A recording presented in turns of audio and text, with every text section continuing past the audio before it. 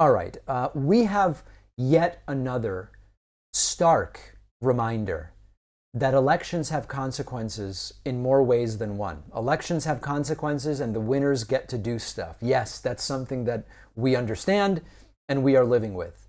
And then on the other hand, there is a difference between what candidates will do, even if they are all too far right for you. And we now have audio of Donald Trump's plan with regard to Palestinians in Gaza, and it's disgusting. I don't know how else to say it. Trump talking about cleaning it out of Palestinians, mind you. And he wants Egypt to take people.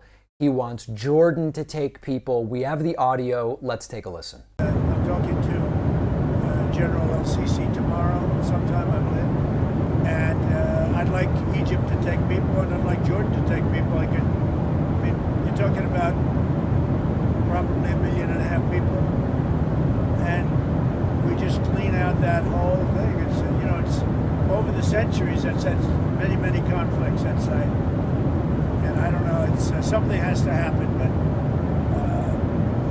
it's literally a demolition site right now. Almost everything's demolished, and people are dying there. So I'd rather get involved with some of the Arab nations and build housing in a different location where they can maybe live in peace.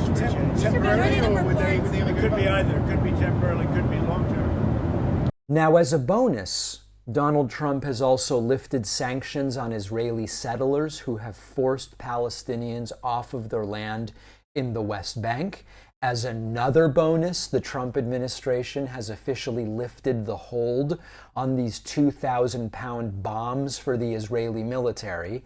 And we have to just account for the reality that some of these people who seem to be saying, Harris is not good enough on this issue, Biden's not good enough on this issue, I'll vote Trump or I'll stay home or I don't care. It's time to acknowledge that even if you believe you were morally right, Trump is way worse for the Palestinians. Now, I know that many of you will say, oh, but neither is good enough. Well, that may be. And you might say, 1 cup of water or 2 cups of water a day, neither is enough, so screw it. Well, I'd rather have the 2 cups rather than the 1 cup. Now, I want to be really clear about this. I don't believe that Kamala Harris lost because of Gaza. The polling simply doesn't support that claim. We looked at polling before the election, and I've looked at exit polling as well. Nowhere am I able to find data that says Harris lost because of Gaza. But I know that there are some people in my audience who do believe that. And if you are one of those people, if you believe that that's why Kamala Harris lost, and you didn't believe there was a material and relevant functional difference with regard to what will happen to Palestinians in Gaza and the West Bank if Harris wins versus if Trump wins, I hope you are seeing the result. Biden had paused the transfer of these 2,000-pound bombs to Israel. I know many of you like that. Trump has undone that.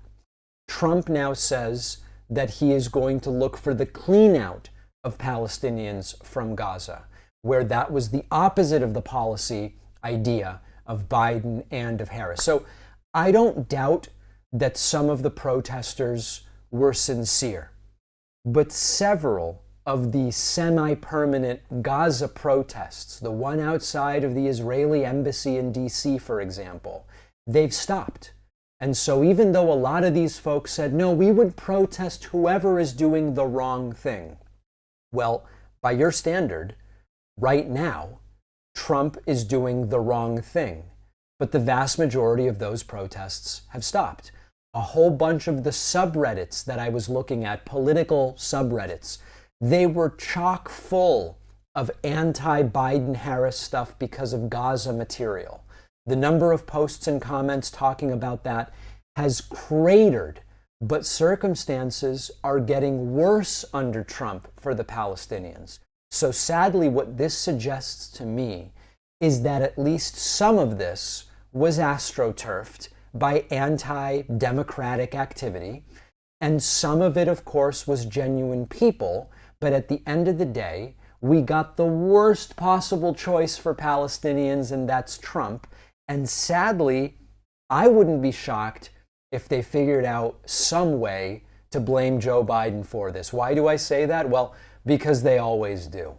Well, I wrote a book after a long journey and a ton of work. I am really thrilled with how it turned out, and I hope you'll read it. The book is called The Echo Machine. And in a nutshell, it looks at how American politics got so broken, who has already figured out solutions, and how we can try to fix it and stop the terror of Trump for the next 4 years. With Trump winning this election, the Echo Machine couldn't be more relevant, not only a warning about how we got here, but also about what might be coming and how to prevent the worst outcomes. We've got to stay engaged. We need a plan, and that's what the book is about.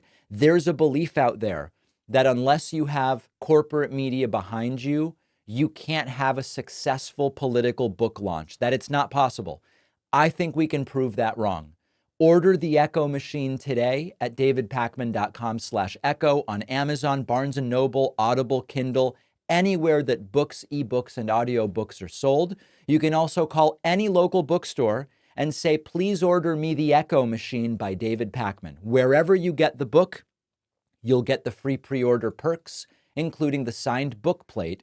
Head to davidpakman.com/free book stuff after ordering.